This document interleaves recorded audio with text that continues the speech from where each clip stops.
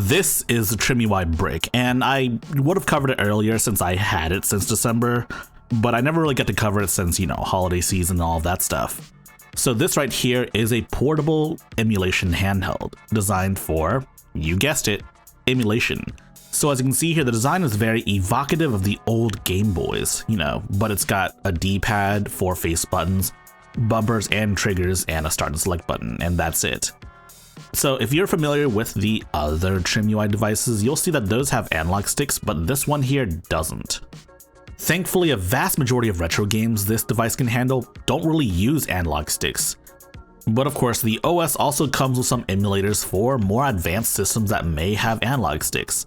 Things like the PlayStation 1 or N64 or Dreamcast. Yes, the Dreamcast. Now, not all of these games on these platforms use analog sticks, but some do, and as such, you probably won't be able to play a game like Ape Escape, which uses 2 analog sticks, and you have to click them in. But outside of that, the build quality for this device feels superb.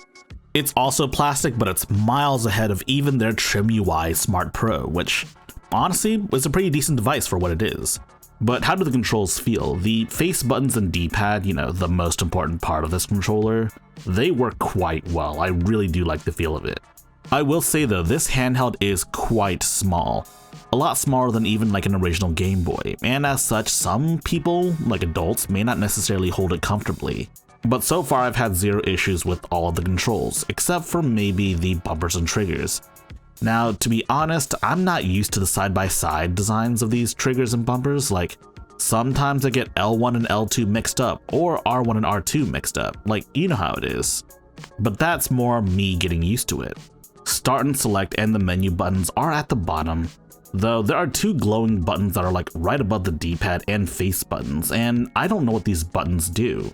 They don't seem to do anything right now, but there's a good chance that maybe I'm just not playing the right games, or perhaps maybe they're programmable and I haven't yet figured it out. We'll figure it out soon. And as for the general build quality, I mean, it's still plastic, but it feels really nice in the hands. It feels kind of premium, all things considered. Maybe it's just due to how dense the system is. Not to mention the size. It's really small and it's really pocketable. I could literally fit this in my pocket. And these days, you can't really fit any popular handheld, like not even the Nintendo Switch can be put in your pocket safely. And to be honest, that's something I'm really missing from handhelds these days, just pocketability. But there is one thing that should be mentioned, and it's that when they shipped this, to me, they also shipped out a micro SD card with a bunch of ROMs on it, like for example, Sonic Adventure 3. Definitely don't have rights to that, but they shipped it anyways. It's worth mentioning. They probably shouldn't do it, and if you're watching this TrimUI, then I do hope you learn that, this sort of stuff is kind of illegal in America. Like, you can't really do it. But on top of all of these old retro games, honestly, you can't really buy anymore. There are ports of modern indie games built into this, and, well, let's just say that's kind of a bad look. Like, Celeste and Balatro come pre-installed. What doesn't come pre-installed is, of course, Portmaster. And to get Portmaster on here, you have to go through installing a custom firmware of some sort. And I haven't explored that yet because that's not really my territory. You know who does have a great tutorial though? Russ from Retro Game Core.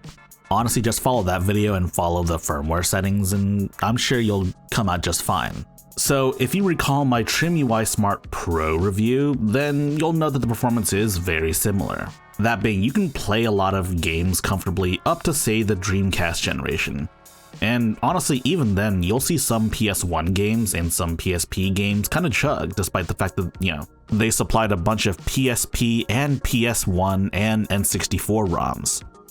And Saturn ROMs too. They'll struggle a little bit, some of them will. As for PC ports, I mean, some of them do work quite fine, but Balatro is unreasonably laggy. Another issue is I'm not sure if the ports that come with it are in date or if they're outdated and, need to be updated. Like, maybe I need to update the port and maybe it's more optimized for the TrimUI brick, but I'll never know, at least until I, download a custom firmware, or maybe they update the TrimUI brick to also come with Portmaster, which for right now it doesn't.